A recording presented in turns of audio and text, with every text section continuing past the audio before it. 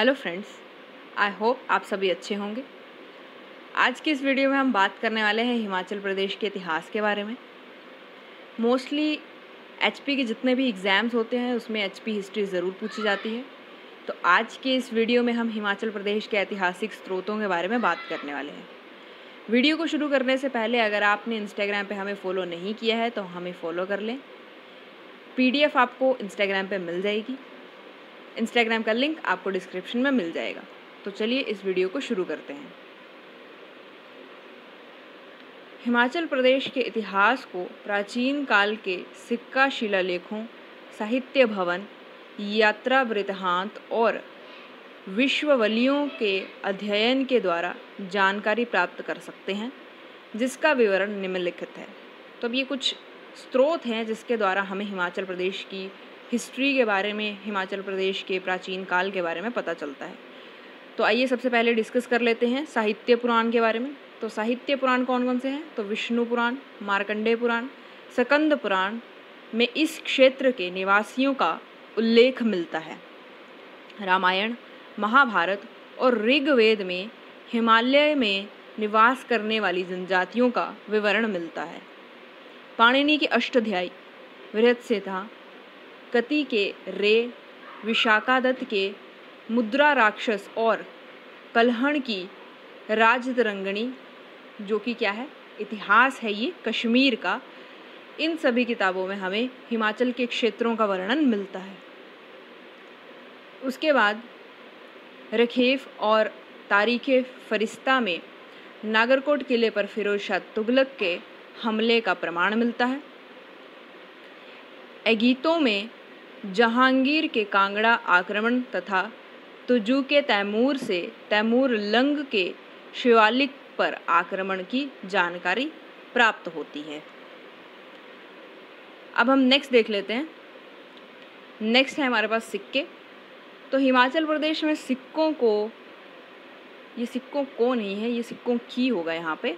हिमाचल प्रदेश में सिक्कों की खोज का काम हिमाचल प्रदेश राज्य संग्रहालय की स्थापना के बाद गति पकड़ने लगा।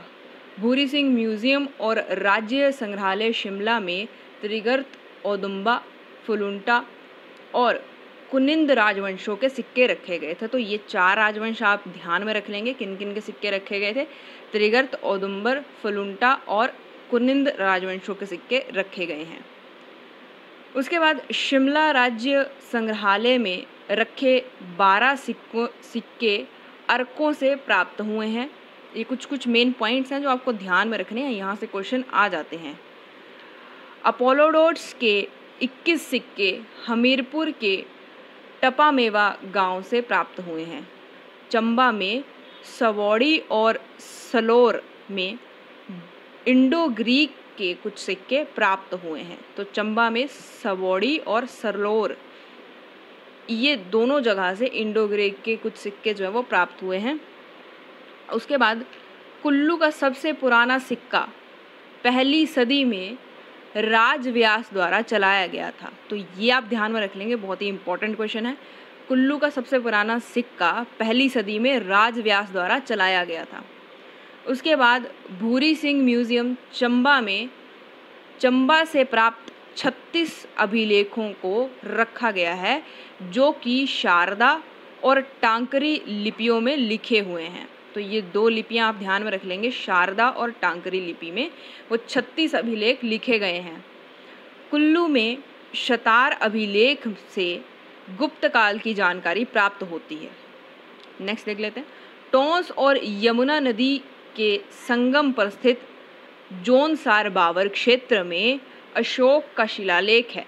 तो अशोक का शिलालेख कहाँ है?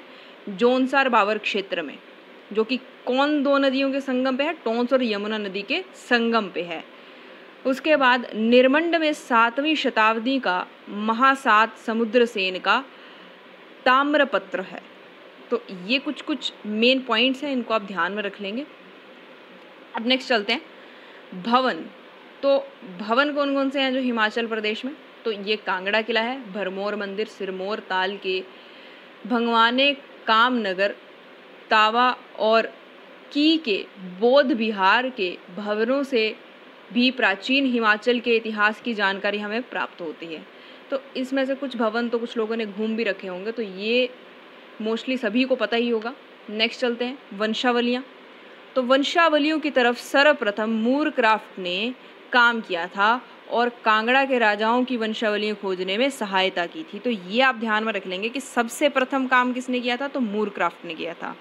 उसके बाद कैप्टन हारकोट ने कुल्लू की वंशावलियाँ प्राप्त की थी। तो कुल्लू की अगर पूछे जाएंगी तो वहाँ पे आंसर कैप्टन हारकोट हो जाएगा। उसके बाद कनिंघम ने कांगड़ा, चंबा, मंडी, सुकेत और नूरपुर राजघरानों की वंशावलियाँ खोजी थी। तो अगर इनमें से कोई भी आपसे पूछ लेता है तो वहाँ पे आंसर कनिंघम हो जाएगा। नेक्स्ट देख लेते हैं यात्रा वृत्तांत। तो यात्रा वृत्तांत में देख लेते हैं क्या खास बात है।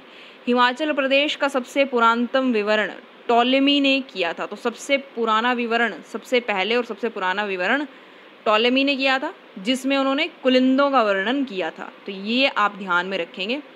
उसके बाद चीनी यात्री ह्वेनसांग भारत में रहे थे और इस दौरान उन्होंने कुल्लू और त्रिगर्त वो आए थे, उन्होंने कुल्लू और त्रिगर्त की यात्रा की थी। नेक्स्ट, थॉमस कॉरवट और विलियम फिंच ने जहांगीर के समय में हिमाचल प्रदेश की यात्रा की।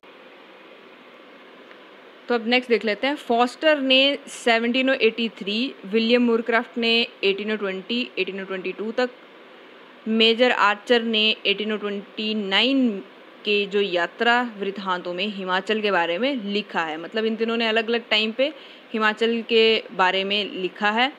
इसके अलावा अलबरूनी ने इस क्षेत्र का वर्णन किया है और ये किसके सारथी थे, किसके साथी थे, तो ये महमूद गजनवी के साथी थे। उनके साथ इन्होंने हिमाचल प्रदेश की जो है यात्रा की है। नेक्स्ट चलते हैं, अब कुछ क्वेश्चन आंसर्स को डिस्कस कर लेते हैं। मोस्टली ये रिपीटेड क्वेश्चंस हैं, इसलिए मैंने यहाँ पे डाल दिए हैं। अगर कोई एक क्वेश्चन रह जाता है जो पीछे कवर ना हुआ हो, यहाँ पे कवर अप हो जाएगा। तो फर्स्ट क्वेश्चन देख लेते हैं। हिमाचल प्रदेश के पढ़ियार और कनियार में किस प्रकार के प्राचीन शिलालेख पाए गए हैं?